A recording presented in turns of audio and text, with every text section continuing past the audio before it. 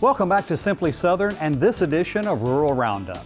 Last month, thousands of farmers from across the United States gathered in Salt Lake City, Utah for the American Farm Bureau Federation's annual convention, which included a big award for one Alabama young farm family. Brady and Anna Peak of Limestone County were announced as third-place finishers in the National Achievement Award contest.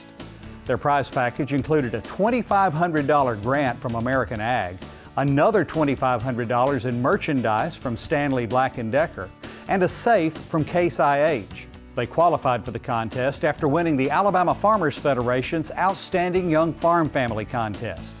They raise row crops in Lauderdale and Limestone counties and have ventured into agritourism with a flower patch and sweet corn field. Plus, they hope to have their first crop of U-Pick strawberries this year. Congratulations, Brady and Anna, and to their son, Ridge. The Peaks aren't the only Alabama farmers receiving national acclaim. Autauga County's Jimmy Sanford became the third Alabamian inducted into the Cotton Research and Promotion Hall of Fame. Sanford received the honor in December during Cotton Incorporated's annual meeting. He's president of the Autauga Quality Cotton Association, chairs Choice Cotton, and manages his family farm. Plus, Walker County's Daniel Tubbs was recently selected for the Pork Leadership Institute, which is an extensive leadership program with 5 sessions hosted throughout the year. The National Pork Producers Council and the National Pork Board lead the program. He raises 20 sows fair to finish and has an off-the-farm job where he travels the country performing animal welfare audits. At the state level, we also tip our hats to Cleburne County farmer Eric Lovvorn and the Alabama Farmers Federation's Marlee Jackson. They're 2 of 53 people chosen for the Alabama Leadership Initiative Class 6. Through April, they'll participate in leadership seminars where they learn about the state's economic drivers and history. The National Agricultural Statistics Service recently released its crop production summary for 2023. The report shows that Alabama farmers harvested 52.5 million bushels of corn, an increase of 53% over 2022. That reflects a 164 bushel per acre yield. Conversely, though, 2023 was the worst year for peanut yields in over a decade. Alabama farmers averaged a yield of 2,800 pounds per acre.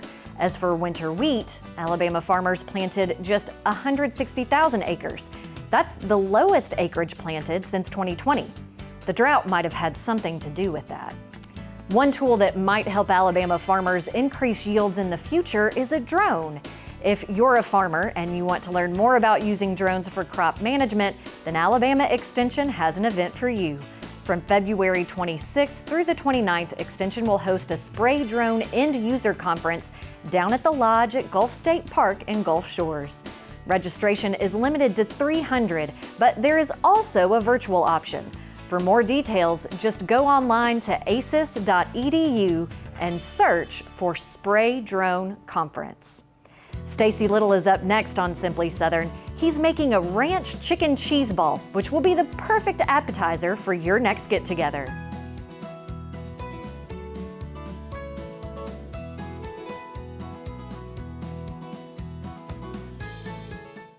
In a state as forested as Alabama, the last thing you expect to see is a desert. But more than 2 million of our residents actually live in a desert. A food desert, where fresh, healthy food is hard to come by, and food insecurity is a part of life. The Alabama Cooperative Extension System is working to change that, one community garden at a time. Join us as we discover more. What started during the pandemic as a way for local gardeners to grow and share produce during uncertain times has become a model solution for tackling higher food prices. Alabama Extension Agent Bethany O'Rear has worked with the Grow More, Give More program since it started nearly 4 years ago and says she sees it as a way to battle food insecurity issues among an at-risk group, senior citizens. Senior citizens, those are the ones that are most at risk. Prices have increased. They can't afford fresh produce. And so we wanted a way to provide these basically portable pop-up gardens in food desert areas to this vulnerable population. Grow More, Give More has installed nearly a dozen small-scale raised bed gardens at senior centers across the state, with more planned this year. They love to garden, and they haven't been quite, able to plant gardens. And so this is just something to keep them involved and for them to raise them some vegetables. Grammer worked with Bibb County Extension Coordinator Michelle Giddens, who saw a need in the Woodstock community and collaborated with other extension experts. We have a lot of programs around that are built kind of around that you can extend out into to help people make their lives better. Something that they may never have thought they could do before, you can do. For more information about Grow More, Give More, or to learn more about making your backyard garden productive, log on to aces.edu or visit your local extension office. What we eat, what we wear. It all starts somewhere. And if it's good, it usually starts with a farmer. And that somewhere is right here in Alabama. In a field, in a barn, on a tractor. Right now, there's a farmer starting something good for all of us.